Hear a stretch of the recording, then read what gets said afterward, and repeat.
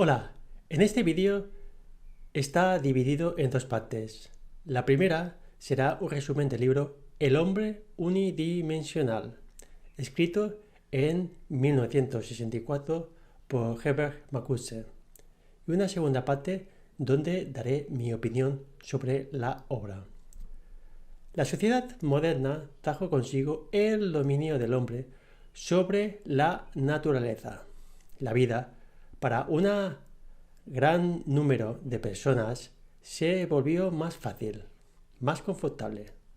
Las necesidades individuales y aspiraciones se convierten en necesidades políticas.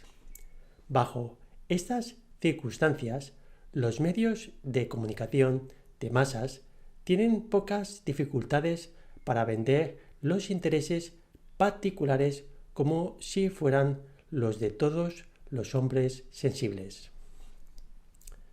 Su satisfacción promueve los negocios y el bienestar general, y la totalidad parece tener el aspecto mismo de la razón. Para McCutcheon, considera que es irracional este modelo como totalidad. Su productividad lleva implícito limitar el libre desarrollo de las necesidades y facultades humanas.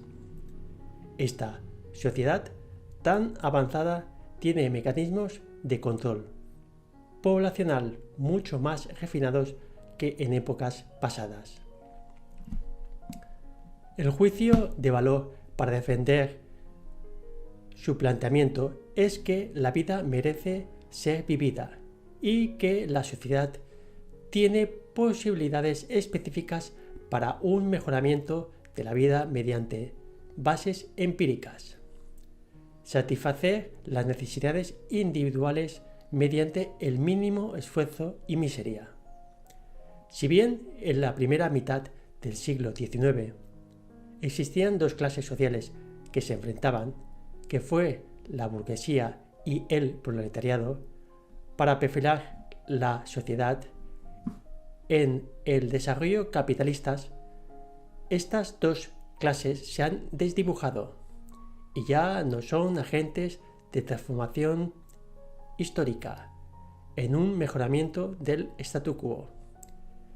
El hecho que la gran mayoría de la población la acepte y sea obligada a aceptar no la hace menos irracional y menos reprobable. El autor cree que hay una conciencia falsa y que los hombres deben llegar a verla. Según McCutcheon, esta sociedad, el aparato productivo tiende a hacerse totalitario en el grado en que determina no solo las ocupaciones y aptitudes socialmente necesarias, sino también las necesidades y aspiraciones individuales. El medio tecnológico, la cultura, la política y la economía se unen en un sistema represor que rechaza todas las alternativas. La razón tecnológica se ha hecho razón política. Según él, esto se puede observar simplemente viendo la televisión durante varias horas al día. Escoger libremente entre una amplia gama de bienes y servicios no significa libertad si estos bienes y servicios sostienen controles sociales sobre una vida de esfuerzo y de temor. Esto es, si sostiene la alienación. Hay un preacondicionamiento, el mecanismo que une al individuo y la sociedad. Ha cambiado y el control social se ha incrustado en las nuevas necesidades materiales y superfluas, en el nuevo coche o el aparato de alta fidelidad. Considera que hay una pérdida de pensamiento crítico. Los productos adoctrinan y manipulan, promueven una falsa conciencia inmune a la falsedad, una vinculación entre el individuo y el producto o servicio. Se convierte en modo de vida. Así surge el modelo de pensamiento y conducta unidimensional. Esta tendencia se puede relacionar con el desarrollo del método científico. Se trata de un empirismo total en el tratamiento de conceptos. Su significado está restringido a la representación de operaciones o conductas particulares, o sea, se piensa en términos operacionales.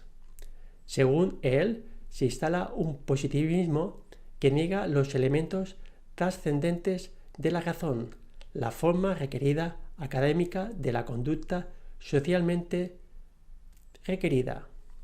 Este nuevo sistema predominante no implica rechazar a aquellos que no son reconciliables con él. No se trata de que reine el materialismo y que desaparezcan las ocupaciones espirituales, metafísicas o bohemias, sino más bien se han integrado en el sistema, ya que no suponen una oposición al sistema.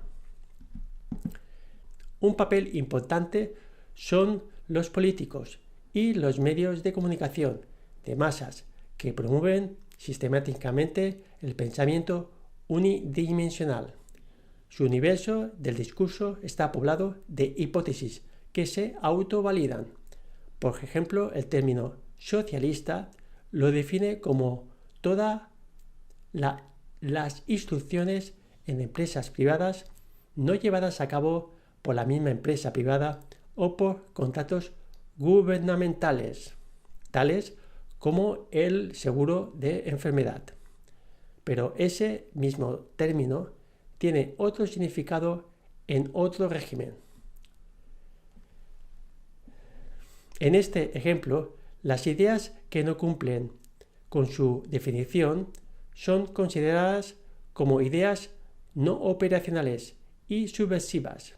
Según él, se acota el pensamiento libre, pone tope a la razón, pone como ejemplo alguna afirmación de algún filósofo como Hobbes, el cual sostenía que el presente debe ser siempre preferido, mantenido y considerado mejor, afirmando que sus ideas eran acomodadas, negando la realidad de la miseria e injusticia de la sociedad.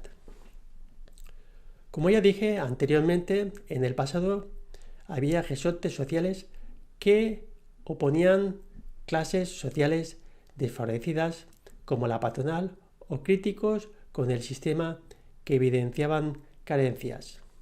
En esta sociedad es el propio sistema que, al ver oportunidad de pacificar en base a sus propios logros técnicos e intelectuales, lo que supone una autocontención. La producción más alta del trabajo puede utilizarse para la perpetuación del trabajo. La industrialización más efectiva puede servir para la restricción y manipulación de las necesidades. La racionalidad tecnológica revela su carácter político a medida que se convierte en el gran vehículo de una dominación. Su promesa suprema es una vida cada vez más confortable para un número cada vez mayor de gentes. Según él, el trabajo sigue siendo como una ocupación de toda la vida, una esclavitud agotadora, embrutecedora, inhumana, más agotadora aún debido al mayor ritmo de trabajo y control de los operadores de las máquinas y al aislamiento de los trabajadores entre sí. La fatiga física se ha sustituido por la tensión y o el esfuerzo mental. El bienestar material no compensa el hecho de que las decisiones sobre la vida y la muerte, sobre la seguridad personal y nacional, se tomen en lugares sobre los que los individuos no tienen control. A las personas las tratan como cosas. Según Marcuse, el arte clásico, en la búsqueda de aspectos del ser humano y del mundo natural que son imposibles de comprender o controlar por completo. Otros ejemplos son la conciencia o la creatividad. En la actualidad, esta dimensión inacabable e inconquistada del hombre y la naturaleza es anulado progresivamente por la racionalidad tecnológica. Una parte importante del libro es el control que se hace sobre la población a través del lenguaje. Las proposiciones toman la forma de sugestivas órdenes. Son evocativas antes que demostrativas. Se trata de un lenguaje familiar. Por ejemplo, en los eslóganes se emplea el término tú, tu supermercado favorito, presentada como especialmente para ti. Promueve la autoidentificación de estos individuos con las funciones que ellos y los demás representan. Satisface sus necesidades de compra. Otro ejemplo, el rayo fulmina. Hay una identificación del sujeto y la función. Este lenguaje constantemente impone imágenes, milita contra el desarrollo y la expresión de conceptos. Su inmediatez y estilo directo impide el pensamiento. El concepto niega la identificación de la cosa con su función. Distingue lo que la cosa es. Es contraria a la abstracción y la meditación. Se rinde a los hechos inmediatos. Según él, los conceptos reescriben nuevas definiciones operacionales puestas al día.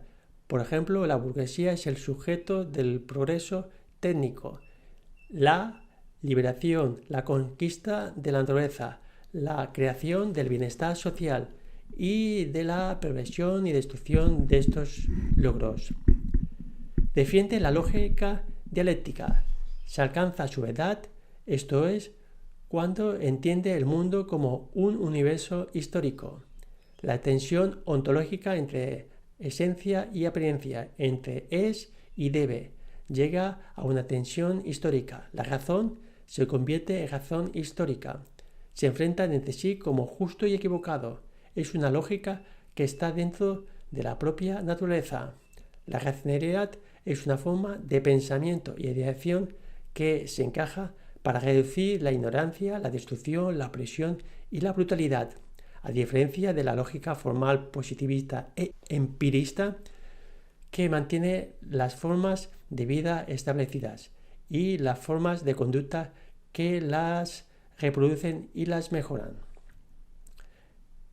El pensamiento científico como opuesto al pensamiento confuso, metafísico, emocional e ideológico.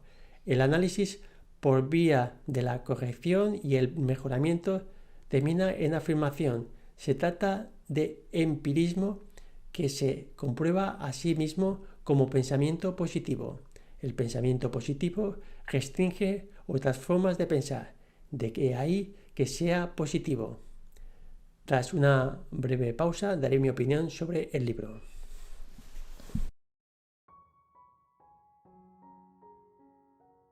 Sin duda, en mayor o menor medida, podríamos coincidir que las afirmaciones del autor son probables. Resulta algo más complejo determinar el grado de afectación. Una forma de validar la tesis es buscar otro punto de vista, para una mayor objetividad, para la cual expondré el punto de vista del sociólogo Joseph Henry Fichte, que escribió un libro titulado Sociología en 1967. Los dos autores son coetáneos y escribieron sus libros con pocos años de diferencia. El autor dice, y leo textualmente, se dice que la instrucción pública internacional, la difusión nacional de los medios de información y la transmisión simultánea de los programas de televisión producen una cultura de masa uniforme. A ello se añade una teoría tecnológica de automatización de cultura analógica. Según Joseph, solo una forma extrema de socialismo y reglamentación de la educación podía dar este resultado. La realidad norteamericana está lejos de todo esto, afirma. Para defender la tesis, el sociólogo afirma que los rasgos biológicos y físicos son distintos. El gran número de diferentes agrupaciones religiosas demuestra diversidad. Existen gran diversidad de tipos de arquitectura, por ejemplo, en las fábricas y en las casas. La tendencia de construir casas unifamiliares refleja la individualización. La rica variedad de modelos y formas de vestir, tanto masculina como femenina, desmienten esa extrema estandarización según él. En resumen, que se puede observar una variedad de productos y servicios que definen una individualización. Las diferentes culturas entre regiones y clases dentro del mismo país es otra prueba de esa diversidad. Añade, los inventos promueven la individualización y la libertad, como por ejemplo el aire acondicionado, que permite vivir de forma confortable en lugares muy calurosos. Esta implicación del sociólogo, si bien es cierta, no es contradictoria con la del filósofo. Una amplia gama de productos y servicios no evita que pueda estar manipulados una gran parte de la población, aunque tienen mayor libertad que otros países más restrictivos por motivos políticos o económicos. Tampoco la existencia de varias religiones contradice al filósofo, ya que según este, la religión no pone en peligro al sistema. El sociólogo no da una respuesta elaborada para justificar que las diferencias culturales entre clases y las diversas religiones sea indicativo que la teoría del filósofo sea equivocada. Puede haber diferencias,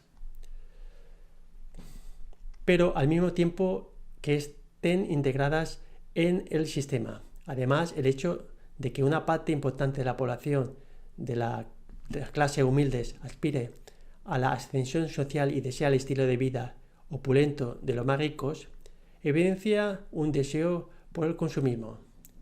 Joseph sí admite que existe en la sociedad norteamericana lo que define como desviación recreativa, que a los norteamericanos se les impone el ocio y quizás no han aprendido a administrarlo. Pero las considera estas desviaciones como prácticas por parte de una minoría de norteamericanos. Por poner un ejemplo, personas que compran muchos libros que después nunca leen. Son desviaciones que no protesta la mayoría de la gente y que en muchos casos son admiradas. El sociólogo dedica un capítulo para hablar de algunos retrasos culturales norteamericanos.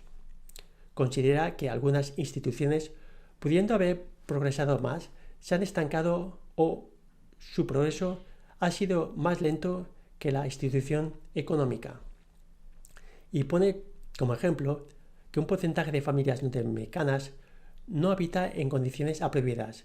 Sin embargo, la riqueza de ese país es más que suficiente para proporcionar a todos una vivienda decorosa. En Estados Unidos, personas sufren hambre, cuya alimentación es insuficiente e impropia.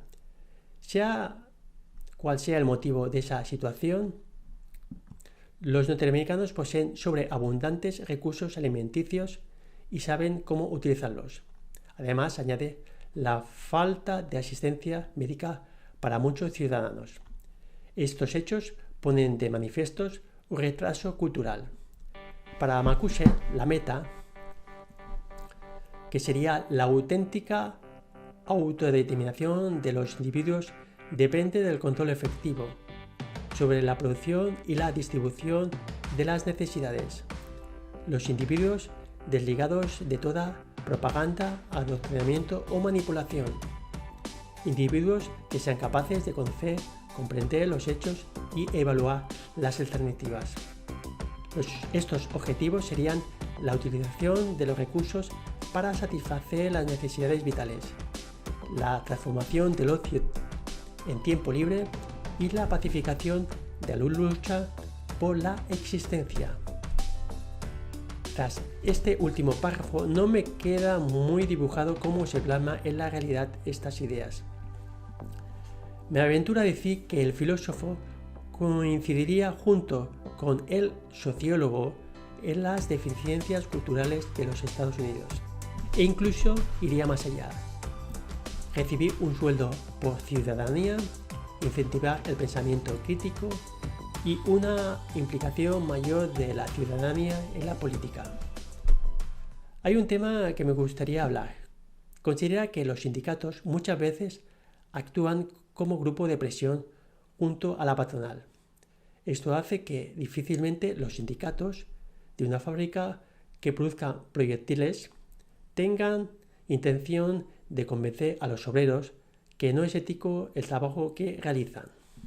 Esto me hace recordar que en algunas entrevistas y pruebas de acceso para acceder a un puesto de trabajo están siendo supervisados por los sindicatos y es muy probable que su papel se limite a meros observadores de cómo se aplican las pautas de la patronal dentro de un marco legal. Sus tesis tienen una base real, pero tienen alguna carencia a mi juicio. Por ejemplo, la frase «tu supermercado favorito» no tiene un significado único y puede ser interpretada la frase de diferentes maneras. Su potencial para imponer una identificación autoritaria entre persona y función depende de varios factores, como el contexto, la intención y la percepción individual. La afirmación del filósofo Thomas Hobbes, la cual critica, es posiblemente sobreestimar las capacidades oratorias de este personaje. Además, hay que exponer el contexto. Él considera que la condición humana es negativa en su estado salvaje. Que rechace el caos no implica que no le preocupará las desigualdades sociales de su época. De hecho, me consta que fue una de sus preocupaciones en su obra Diálogos sobre la justicia común en 1762. Argumenta que la justicia social se basa en la igualdad de oportunidades y en la distribución equitativa de la riqueza. Por lo que he leído, los filósofos y pensadores de la Escuela de Frankfurt son muy críticos sobre la sociedad postindustrial y el concepto de razón que de alguna manera lo ha propiciado. Y en especial en este libro tiene una estrecha relación y dependencia con la escuela hegeliana y marxista. Seguramente nosotros mismos o bien conocemos a alguien que ha comprado algún producto o servicio que no necesitaba, y ese hecho es una prueba tangible de una manipulación. Una película que recomiendo ver relacionada con la temática que he tratado en este vídeo es la película WALL-E del 2008. Es una película que critica la sociedad moderna por su consumismo, alienación, destrucción del medio ambiente, falta de iniciativa y materialismo. Sin más, me despido. Saludos y adiós.